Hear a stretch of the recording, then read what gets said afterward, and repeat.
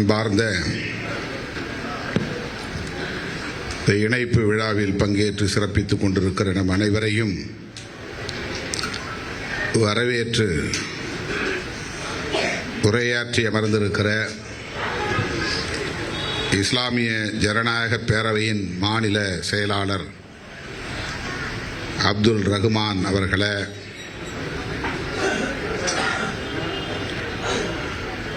முன்னிலை வகித்து நிகழ்வை சிறப்பித்துக் கொண்டிருக்கிற கரிகால் வளவன், வழக்குரைஞர் மதி ஆதவன், நம்புதலை ஃபாரிஸ், சர்தாஜ் பேகம், ஆம்பூர் ஓம் பிரகாஷ், கிருஷ்ணகிரி பாபு, நெல்லிக்குப்பம் சதாம், வழக்குரைஞர் சீனிவாசராவ், சையத் அஷ்ரப் ஆகிய தோழர்களே, இதனை வெற்றிகரமாக ஒருங்கிணைத்திருக்கிற தோழர்கள் மீனாம்பூர் அப்ரார் உஷேன், கீழக்கரை முகமது இஸ்மாயில், பின்னத்தூர் முகமது அயூப், நம்புதாலை ஃபாரிஸ் ஆகிய தோழர்களே, இந்நிகழ்வில் பங்கேற்று வாழ்த்துரை வழங்கி அமர்ந்திருக்கிற இளம் சேக்குவாரா அவர்களே, வழக்குரைஞர் பார்வேந்தன் அவர்களே, மற்றும் இந்த ஒருங்கிணைப்பு பணியில் சிறப்பாக பங்களிப்பு செய்திருக்கிற சிறுத்தை முத்துவாப்பா அவர்களே,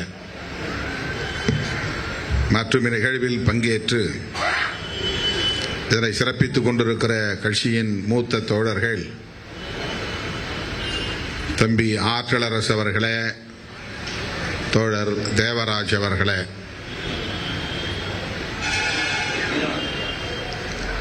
அண்ணன் நீலவானத்து நிலவன் அவர்களே, வாங்க இப்படி உட்காரு, கொஞ்சம் யாராவது ஒரு ஆள் மட்டும் இங்க மேல வந்து உட்காரு, அண்ணன் மேல வந்து உட்காரு.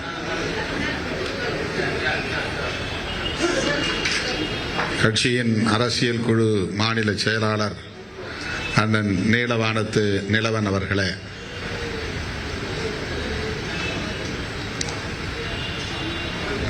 மற்றும் இந்த நிகழ்வில் பங்கேற்று இதனை சிறப்பித்துக் கொண்டிருக்கிற கட்சியின் முன்னோடிகளே, சிறுத்தைகளாய் இன்று தங்களை இணைத்துக் கொண்டிருக்கிற காஞ்சிபுரம் மாநகர், ராமநாதபுரம் நம்புதாலை, வடசென்னை, ஆம்பூர், வாணியம்பாடி, கிருஷ்ணகிரி, சிதம்பரம், நெல்லிக்குப்பம் ஆகிய பகுதிகளில் இருந்து வருகை தந்திருக்கிற எனது அருமை இஸ்லாமிய சொந்தங்களே, பெரம்பலூர் மாவட்டத்திலிருந்தும் வருகை தந்திருக்கிற இஸ்லாமிய தோழர்களே,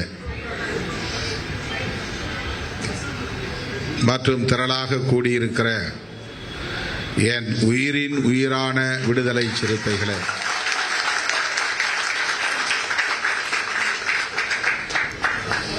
உங்கள் அனைவருக்கும் என்னுடைய பணிவார்ந்த வணக்கத்தை தெரிவித்துக் கொள்கிறேன். இந்த நிகழ்வில் பங்கேற்பதற்காகவே நான் நண்பகல் 2 மணிக்கே வந்துவிட்டேன். ஆனால் தோழர்கள் நான் இருந்த இடத்திற்கே வந்து என்னை அங்கே சூழ்ந்து கொண்டார்கள். ஏறத்தாழ 4 மணி நேரம் அவர்கள் என்னை சிறைப்பிடித்தது போல் ஒரே இடத்தில் அடைத்து வைத்து விட்டார்கள். கிளம்பலாம் கிளம்பலாம் என்று கிளம்புகிற போதெல்லாம் ஒரு கூட்டம் மேலே வந்து வந்து என்னை சூழ்ந்து கொண்ட நிலையில் 6 மணிக்கு திட்டமிட்டவாறு இங்கே வர இயலவில்லை. அதற்காக முதலில் என்னுடைய வருத்தத்தை தெரிவித்துக் கொள்கிறேன்.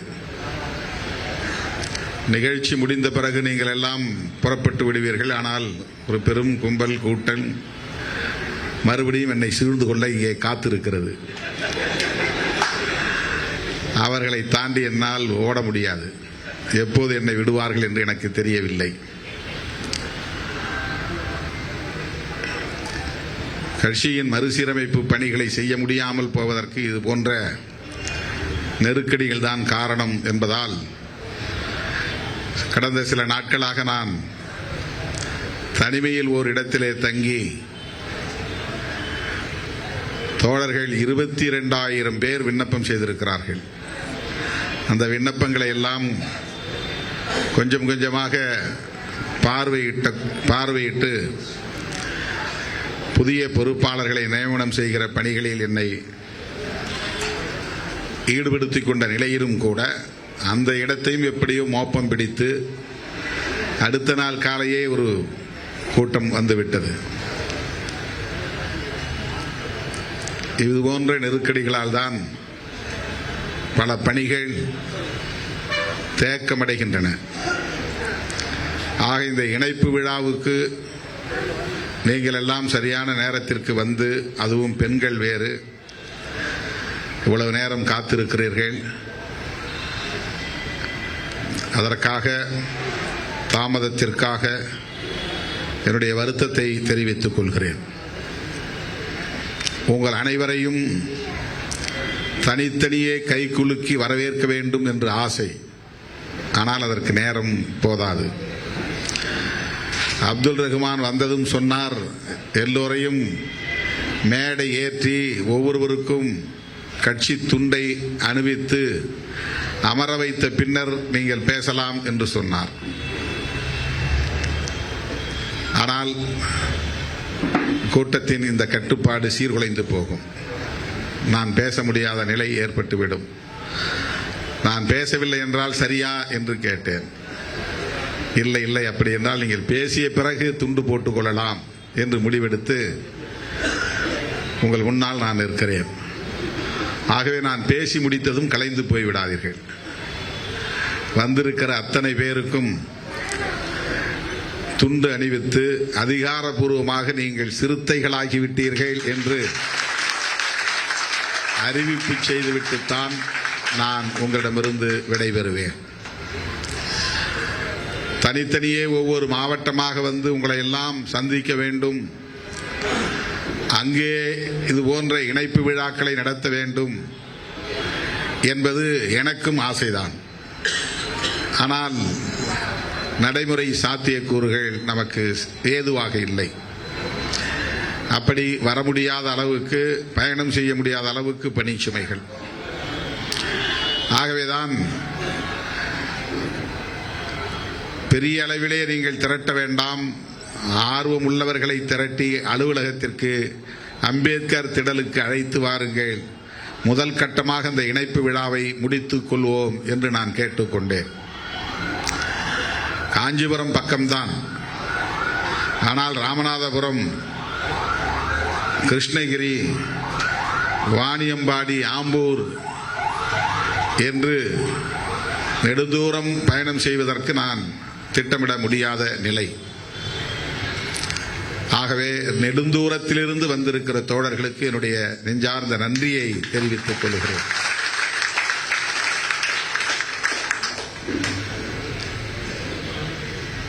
இந்த ஏற்பாட்டை செய்த தோழர்கள், ரஹ்மான் அவர்களுக்கு துணை நின்ற தோழர்கள்,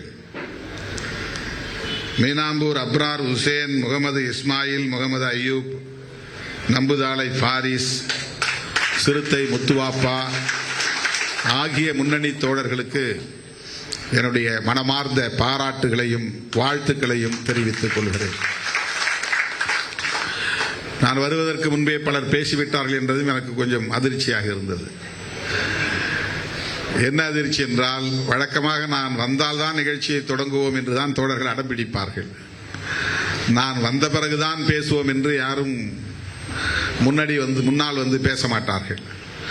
ஆனால் இன்றைக்கு நான் வருவதற்கு முன்பே நிகழ்ச்சியை தொடங்கி, நான் வருவதற்கு முன்பே பலர் பேசியிருக்கிறார்கள் என்பது எனக்கு மகிழ்ச்சி அளிக்கிறது. ஆக என்ன பேசினீர்கள் என்று எனக்கு தெரியாது. ரஹ்மான் இங்கே பேசிய போது, மற்ற தோழர்கள் பேசிய போது, இஸ்லாமிய சமூகத்திற்கு இந்த இயக்கம் எப்படி பாதுகாப்பு அரணாக இருக்கிறது, என்ன நோக்கத்தில் இது ஒரு பாதுகாப்பு அரணாக விளங்குகிறது என்பதை எடுத்துரைத்தார்கள். நான் அடிக்கடி சொல்லுவேன், விடுதலை சிறுத்தைகள் என்பது ஒரு அரசியல் கட்சியாக மாறுவதற்கு முன்பு ஒரு சமூக இயக்கமாக, கலாச்சார இயக்கமாக இயங்கிக் கொண்டிருந்த காலத்தில், தேர்தல் அரசியல் என்கிற சிந்தனையே இல்லாமல் பொது வாழ்வில் ஈடுபட்ட காலத்தில், ஒரு சட்டமன்ற உறுப்பினராகவோ நாடாளுமன்ற உறுப்பினராகவோ ஆக வேண்டும் என்றெல்லாம் கனவு காணாத காலத்தில், அப்படி ஒரு நப்பாசையே இல்லாமல் மக்கள் பணி ஆற்றிய காலத்தில், இஸ்லாமிய சொந்தங்களோடு இணைந்து பணியாற்றியவன் திருமாவளவன், விடுதலை சிறுத்தைகள் இயக்கம். இஸ்லாமியர்களின் வாக்குகள் நமக்கு எதிர்காலத்தில் கிடைக்கும் என்ற எண்ணம் அப்போது எனக்கு தோன்ற வாய்ப்பே கிடையாது. இப்போது சொல்லலாம், அப்போது இல்லை.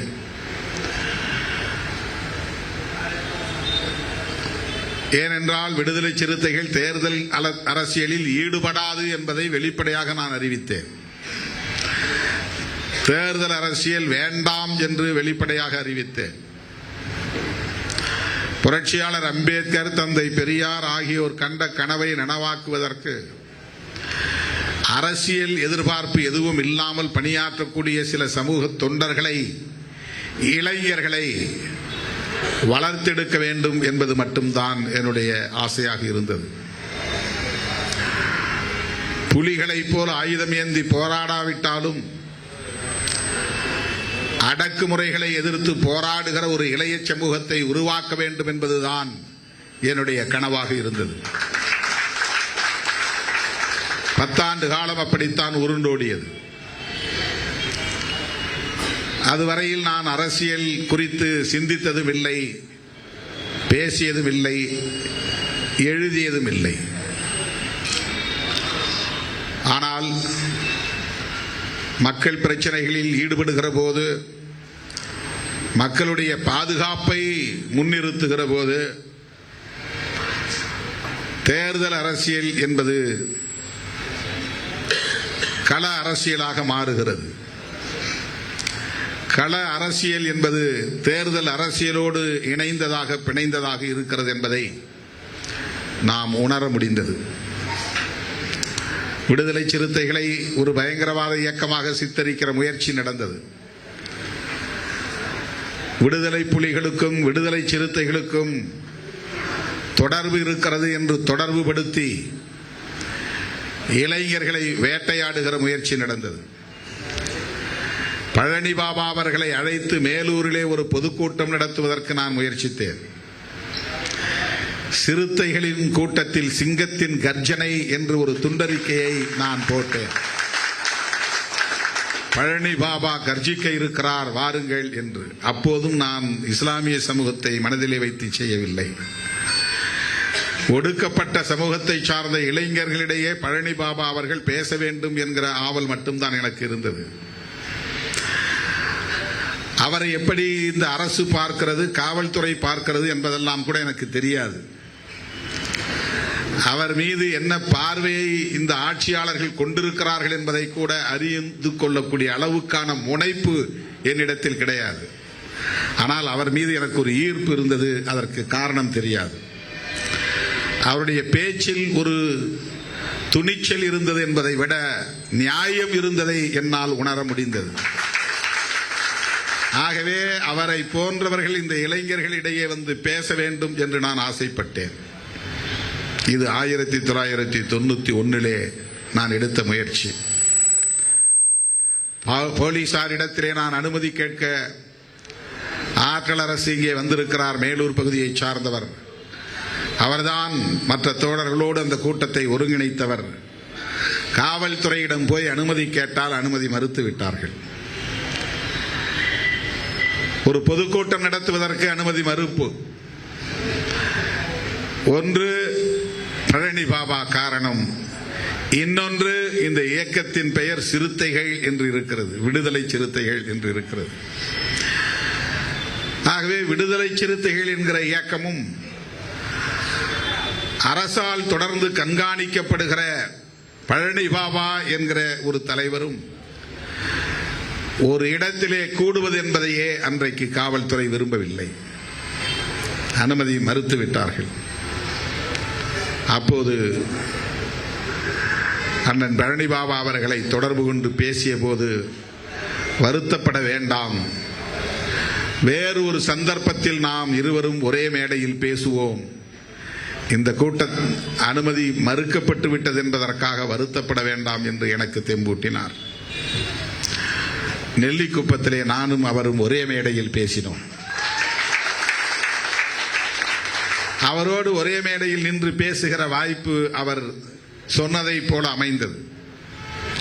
ஒரே மேடையில் இருவரும் பேசினோம்.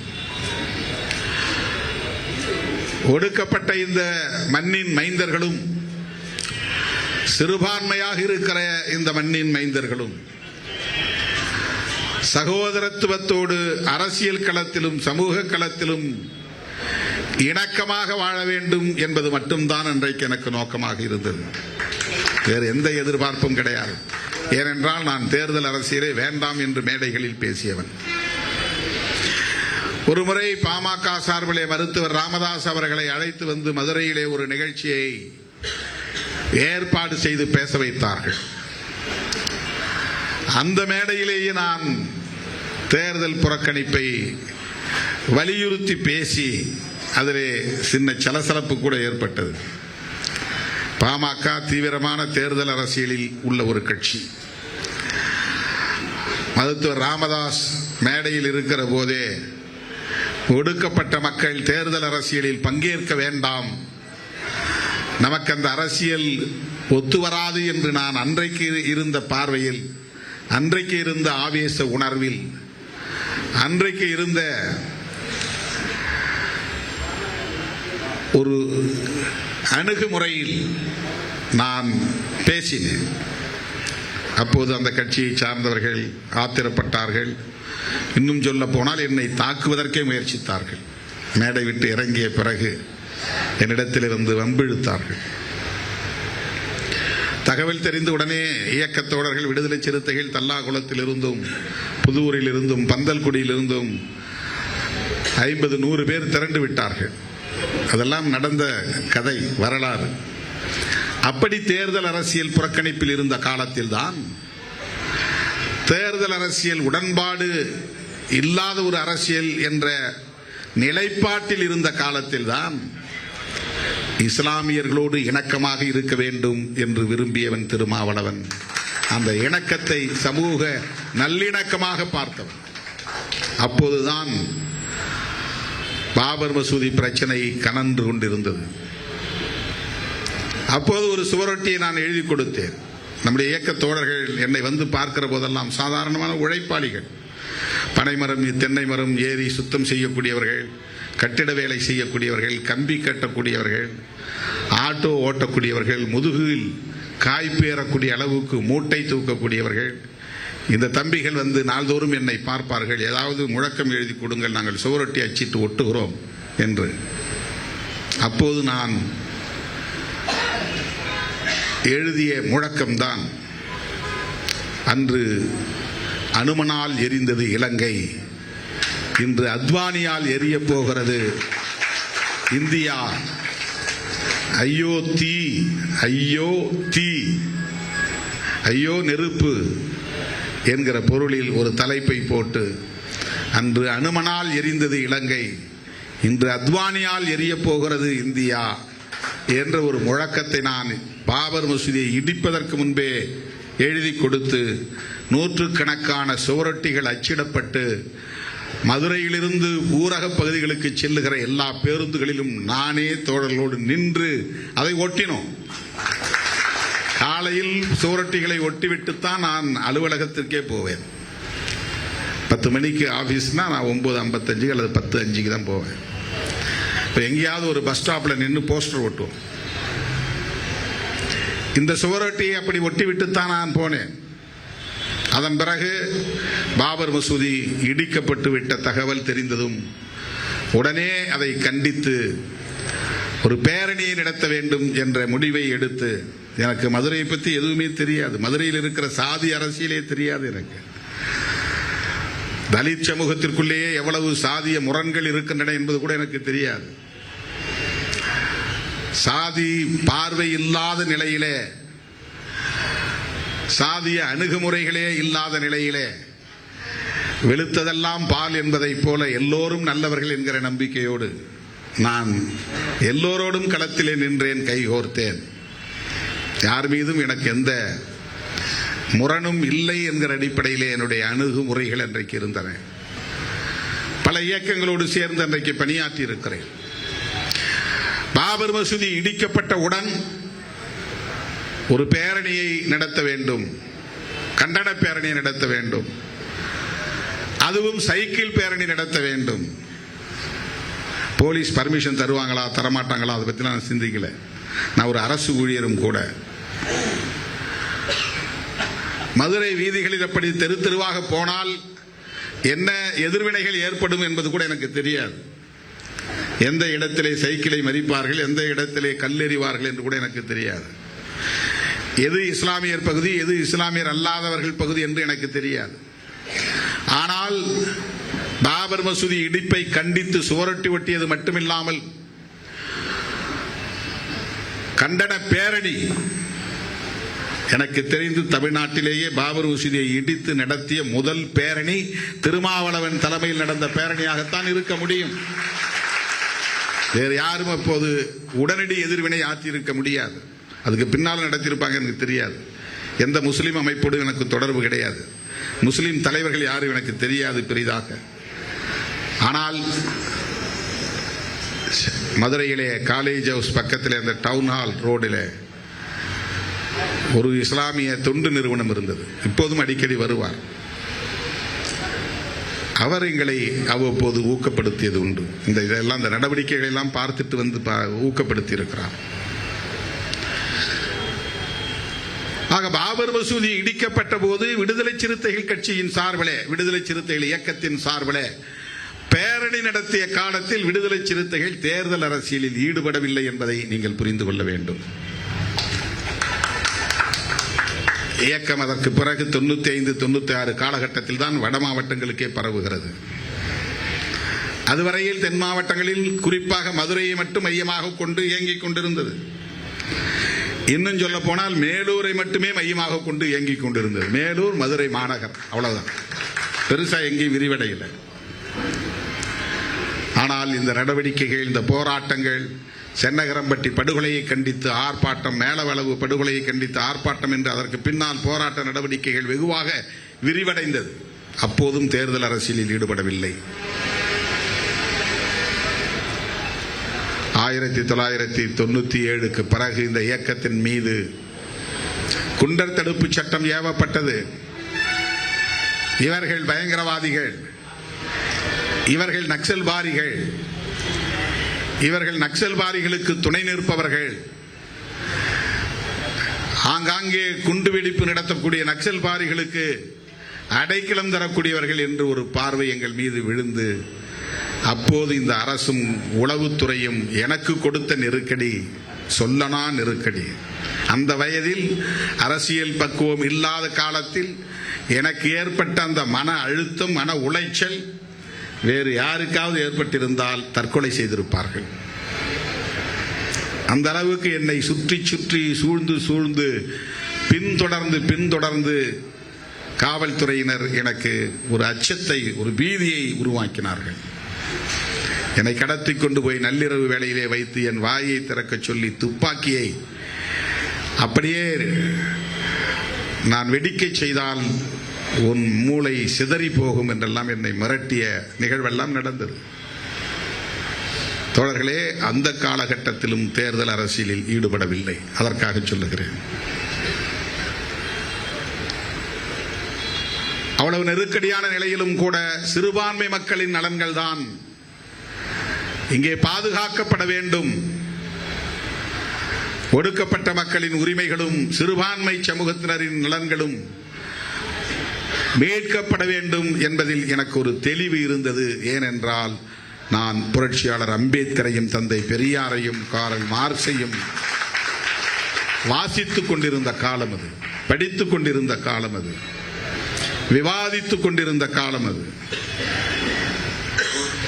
அம்பேத்கர் அவர்களை ஒரு புரட்சியாளர் என்று நான் சுவர் எழுத்தை எழுதி போட்டதும் புரட்சிகர இயக்கங்கள் எல்லாம் வந்து என்னிடத்திலே மல்லு கட்டினார்கள். அம்பேத்கரை எப்படி நீங்க போய் புரட்சியாளர்னு சொல்லுவீங்க? அவர் பிரிட்டிஷ் காலத்தில், ஆட்சி காலத்தில் சுதந்திர போராட்டத்திலே ஈடுபடாதவர். காந்தி போராடினார், அம்பேத்கர் போராடினாரா? பகத்சிங் போராடினார், அம்பேத்கர் போராடினாரா? நேதாஜி போராடினார், அம்பேத்கர் போராடினாரா?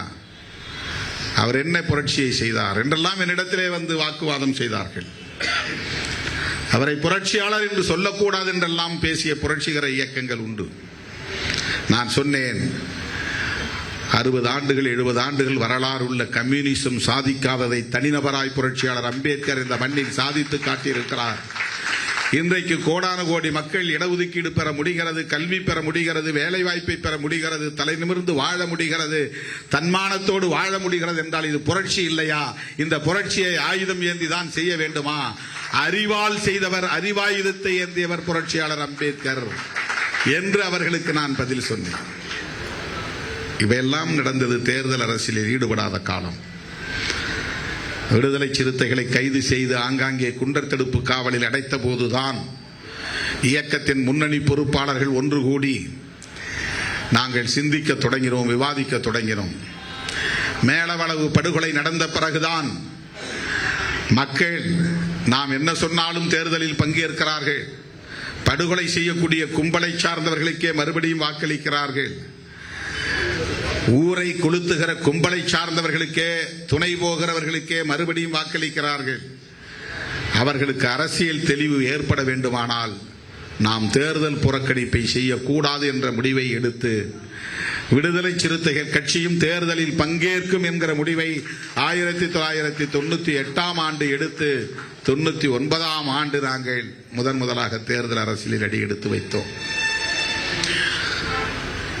1999க்கு முன்பு கிட்டத்தட்ட 10 ஆண்டு காலம் நாங்கள் அரசியல் பணிகளை செய்த காலத்தில் இஸ்லாமியர்கள் உள்ளிட்ட சிறுபான்மையினரின் நலன்களில் அக்கறை செலுத்தினோம் என்பதை உங்களுக்கு பதிவு செய்ய கடமைப்பட்டிருக்கிறேன். இந்த இயக்கம் எப்படி இந்த சமூகத்திற்கான பாதுகாப்பு அரணாக இன்றைக்கு அறியப்படுகிறது என்பதற்கு இவையெல்லாம் முன்னுள்ள வரலாறு, இவையெல்லாம் சாட்சியங்கள். தேர்தல் அரசியலுக்கு வந்த பிறகு இந்த இயக்கம் ஒரு முழுமையான அரசியல் இயக்கமாக மாறுவதற்கு என்ன என்று நான் யோசித்துதான் 2007 2008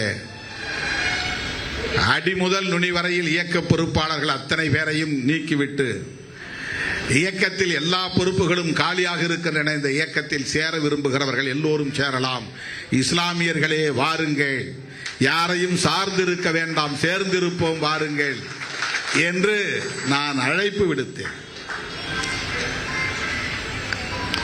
அந்த வேளச்சேரி தீர்மானத்திற்கு பிறகு நான் விடுத்த அழைப்புக்கு பிறகு ஏற்பட்ட பரிணாம வளர்ச்சிதான் இன்றைக்கு சட்டமன்றத்திலே ஒரு இஸ்லாமியரும் ஒரு தலித் அல்லாத தம்பியும் விடுதலை சிறுத்தைகளின் சட்டமன்ற உறுப்பினர்களாக இன்று அமரக்கூடிய ஒரு நிலை வளர்ந்திருக்கிறது. 2 நாடாளுமன்ற உறுப்பினர்களை வென்று இன்றைக்கு ஒரு மாநில கட்சியாக பரிணாமம் பெற்றிருக்கிறது. இத்தகைய பரிணாம வளர்ச்சி அடைந்த நிலையில் எங்களுக்கான இயக்கம் என்று பெருமையோடு நீங்கள் எல்லாம் சொல்லி அம்பேத்கர் திடலுக்கு வரக்கூடிய சூழல் மலர்ந்திருக்கிறது. உங்களை நான் மிகுந்த மகிழ்ச்சியோடு வரவேற்கிறேன். சுதந்திரமாக பேசவும் சுதந்திரமாக இயங்கவும் ஒரு இயக்கம் இந்தியாவில் உண்டு என்றால் அது விடுதலை சிறுத்தைகள் கட்சிதான் என்று நான் அடித்து சொல்லுவேன். கண்காணிப்பு, கட்டுப்பாடு, தண்டனை, ஒழுங்குபடுத்துதல் என்கிற பெயரில் எல்லாம் எதேச்சதிகாரத்தை இந்த இயக்கத்தில் ஒருபோதும் நான் அனுமதித்ததில்லை.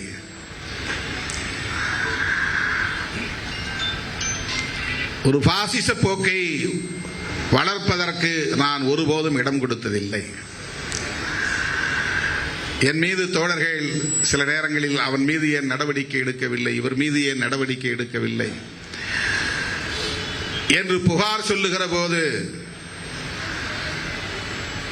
இஸ்லாமிய பொறுப்பாளர்களின் மீதும் கூட புகார்கள் வந்திருக்கின்றன. நான் இதுவரையில் உன் மீது இப்படி புகார் வந்திருக்கிறது என்று நான் சொன்னதே இல்லை. யாரையும் நான் காயப்படுத்தும் நோக்கில் பேசியதில்லை. யாரையும் விட்டுவிடக் கூடாது, எல்லோரும் நம்மோடு சேர்ந்து பயணிக்க வேண்டும் என்பது மட்டுமே என்னுடைய நோக்கமாகவும் அணுகுமுறையாகவும் இன்றைக்கும் இருக்கிறது. என்னை அவர்கள் எப்படி பார்க்கிறார்களோ எனக்கு அதுக்கு தெரியாது. நான் ஒவ்வொருவரையும் என் உயிராக மதிக்கிறேன், உணர்வாக மதிக்கிறேன். அவர்களை அரசியல் படுத்த விரும்புகிறேன், அவர்களை தலைவர்களாக்க விரும்புகிறேன், அவர்கள் தலைமை பண்புள்ள ஆளுமையாக வளர வேண்டும் என்று விரும்புகிறேன். அப்போதுதான் சமூகத்தை பாதுகாக்க முடியும். நான் ஒரு ஆள் மட்டும் ஆளுமையா இருந்து மற்றவங்க எல்லாம் நான் சொல்றதை கேட்கணும் நிலையில் இருந்தா நான் பொத்துன்னு போயிட்டா முடிஞ்சு போச்சு. அதுக்கப்புறம் சமூகத்தை வழிநடத்த ஆள் இருக்கார். நெருக்கடிகளை எதிர்கொள்ள முடியாது. ஆக ஒவ்வொருவரும் ஆளுமை மிக்கவர்களாக வளர வேண்டும். அதற்கு இது போன்ற களம் பயன்படும். இது போன்ற இயக்கம் அந்த பார்வையை கொடுக்கும். இது போன்ற முயற்சிகளால் அரசியல் படுத்த முடியும். ஒவ்வொரு தனி மனிதனும் அரசியல் படுத்தப்பட்டவனாக வளர வேண்டும். அரசியல் படுத்தப்படுதல் என்றால் அதிகார வெறியை வளர்ப்பது என்று பொருள் அல்ல. எல்லோரும் அதிகாரத்திற்கு வர வேண்டும் என்றால் ஒவ்வொரு தனிநபரும் தலைவர் ஆகி ஒரு கட்சியிலே தலைவர் என்கிற இருக்கையில் அமர வேண்டும் என்று பொருள் இல்லை. தலைமை பண்புள்ள ஆளுமையாக வளர வேண்டும் என்பதுதான் அதற்கு பொருள். தலைமை பண்புள்ள ஆளுமையாக வளர்ந்தாலே அதிகாரம் நம்மிடம் இருக்கிறது என்றுதான் பொருள். முடிவெடுக்கிற திறன், நெருக்கடிகளை சூழ்நிலைகளை எதிர்கொள்ளுகிற திறன், முடிவெடுப்பதற்கு யாரையோ சார்ந்திருக்காமல் சுயமாக முடிவெடுக்கிற ஆற்றல், யாராவது சொன்னால் செய்வோம் என்பதல்ல தலைமை பண்பு. இந்த கட்சிக்கும் இந்த கட்சியின் கொள்கைக்கும் ஏற்ப என்னால் முடிவெடுக்க முடியும், அதை செயலாக்க முடியும் என்பதுதான் ஆளுமை பண்பு. நீங்க ஒன்னும் சொல்லலையே நான் என்ன செய்யறது அப்படின்னா லீடர்ஷிப் எவால்வ் ஆகலன்னு அர்த்தம். உனக்கு ஒரு இருக்கை கொடுத்தாகிவிட்டது, உனக்கு ஒரு பேனர் கொடுத்தாகிவிட்டது, அடையாளம் கொடுத்தாகிவிட்டது, உனக்கு அதில் ஒரு முழுமையான அதிகாரம் இருக்கிறது என்பதை உணர்த்தி ஆகிவிட்டது. அதை வைத்துக்கொண்டு படையை கட்டமைப்பது, மக்களை அமைப்பாக்குவது, பிரச்சனைகளை எதிர்கொள்வது, தீர்வுகளை தேடுவது, செயல் திட்டங்களை வரையறுப்பது, உடனிருப்போரோடு விவாதிப்பது, எல்லோரையும் உடன் அழைத்து செல்வது, அரவணைப்பது, இதுவெல்லாம் சேர்ந்துதான் லீடர்ஷிப், இதுவெல்லாம் சேர்ந்துதான் தலைமை பண்பு. ஆகவே இன்றைக்கு நீங்கள் அம்பேத்கர் திடலை தேடி வந்திருக்கிறீர்கள் என்றால் இந்த இயக்கத்திற்கு ஒரு 500 ஓட்டு சேர்ந்து விட்டது என்று ஒருபோதும் திருமாவளவன் பார்க்க மாட்டான். அப்படி பார்க்கிற பார்வை அல்ல, அதுவல்ல நம்முடைய நோக்கம். சராசரி அரசியல் கட்சிகள் பேசும்போதே சொல்லுவார்கள், இந்த ஊர்ல மொத்தம் 800 ஓட்டு இருக்குது, 800 ஆட்கள் இருக்கிறான்னு சொல்ல மாட்டாங்க, 200 குடும்பம் இருக்குன்னு சொல்ல மாட்டாங்க.